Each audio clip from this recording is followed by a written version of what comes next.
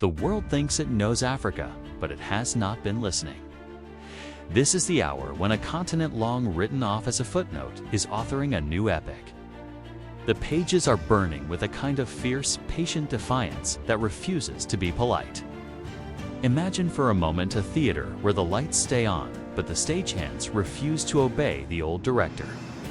Where armies of young engineers, miners, students, and soldiers stop asking permission and begin building, training, and trading on their own terms. That is the story unfolding now. And it begins with a partnership many in the West call unnerving, but that millions across Africa call practical and overdue. Over recent years, Moscow's state arms exporter has recorded roughly $4 billion of military and industrial contracts across some 46 African states.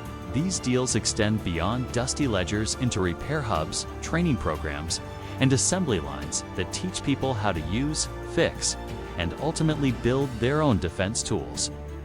This is not a sudden flock to a new flag, but a long, deliberate turn away from dependence and a move toward autonomy.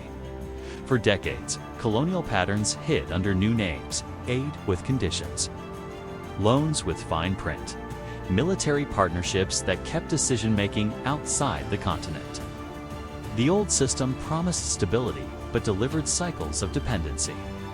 Now, the calculus has changed.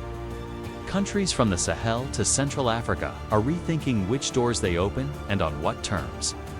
The French footprint that for years marked the region is being reconfigured as former bases are closed. Agreements are terminated, and the visible signs of an older influence shrink in size and in voice. The timeline is stark and fast for those who have been watching closely. In nation after nation, foreign contingents are withdrawing, and governments are seizing the moment to reclaim not only bases, but also narratives. This is not chaos made of whim, but strategy born of frustration. It is born when leaders and citizens ask why their countries export raw wealth and import finished poverty.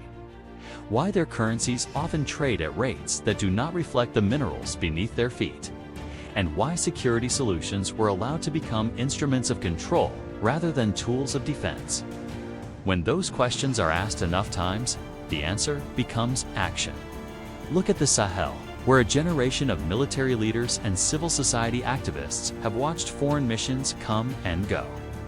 They've concluded that if sovereignty is to mean anything, it must include the capacity to defend, to repair, and to teach.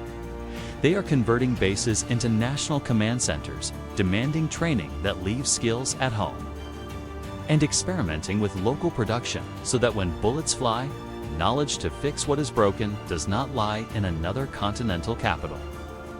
Russia's pitch is blunt, and it is attractive because it replaces a sermon with a spreadsheet. Training programs that put African technicians side by side with Russian engineers. Maintenance contracts that build local workshops, and armored vehicles, helicopters, and anti-armor systems sold with the explicit aim of making recipients independent operators rather than perpetual customers. The result is political oxygen for leaders who want to stop bargaining sovereignty for safety. This shift is not a romance of ideology. It is transactional and mutual. Moscow gains markets, strategic depth, and diplomatic allies. African states gain equipment, know-how, and leverage. But the deeper effect is psychological. When a nation can repair its own helicopter, and when young technicians know how to calibrate an engine or produce a part locally, a dependency that was once invisible becomes visible and then ends. That psychological emancipation is as valuable as any delivery of metal or fuel. Still, let us be clear. This moment is powered by real grievances and real opportunity, not by fantasies.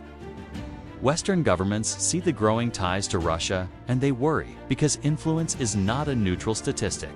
Influence shapes voting blocs, trade corridors, infrastructure financing, and the capacity to control narratives on a global stage. Control was always subtle. Experts arrive, projects begin, and the architecture of policy tilts toward those who are asked to advise. When the advice is refused or the advisor is shown the door, the old power loses currency. The loss is not merely military, it is cultural, economic, and diplomatic.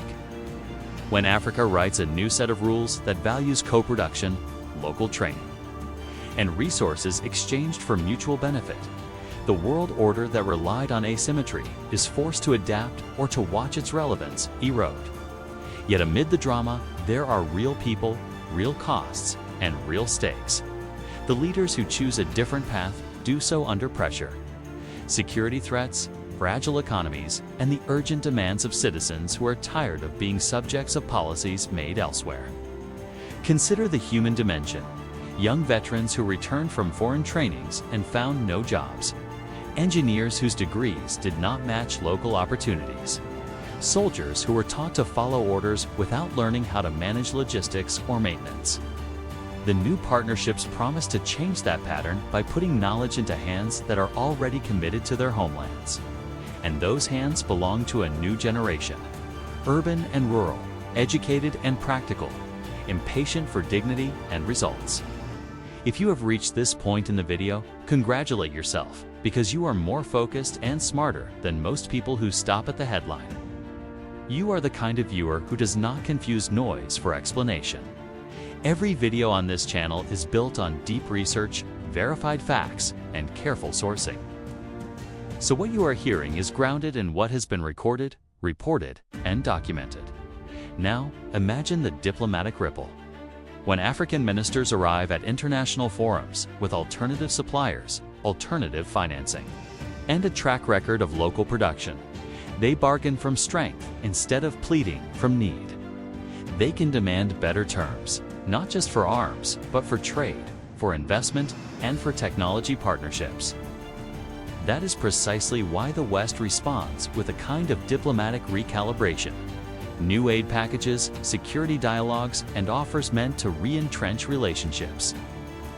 But these moves no longer carry the same unquestioned authority, because citizens have seen that choice exists.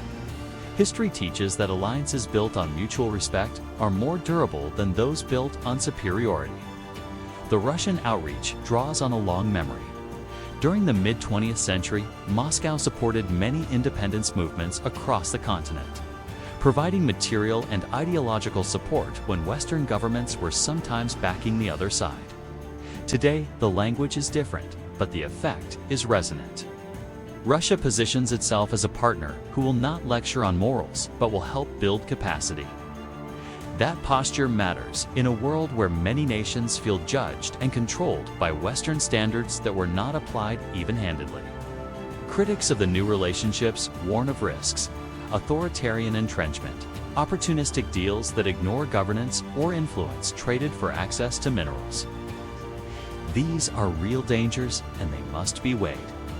Sovereignty without accountability can yield predatory governance. The crucial test for any partnership will be whether it empowers citizens and institutions rather than merely equipping leaders. Yet there are already technical successes worth noting. Training programs that include cybersecurity, drone coordination, and maintenance operations are helping militaries become more self-reliant without relying on foreign advisors forever. Yet there are already technical successes worth noting. Training programs that include cybersecurity, drone coordination, and maintenance operations are helping militaries become more self-reliant without relying on foreign advisors forever. Local assembly lines and service centers reduce downtime for vehicles and aircraft, meaning security operations can be sustained by national personnel instead of being interrupted by foreign supply chains. When a logistic chain is national rather than international, the cost of response becomes lower and the political strings attached are fewer. So where does this road lead? It leads to a future that will not be uniform. Some nations will balance multiple partners and diversify their options. Some will fail to translate new equipment into durable capability. Others will succeed and begin to change regional dynamics.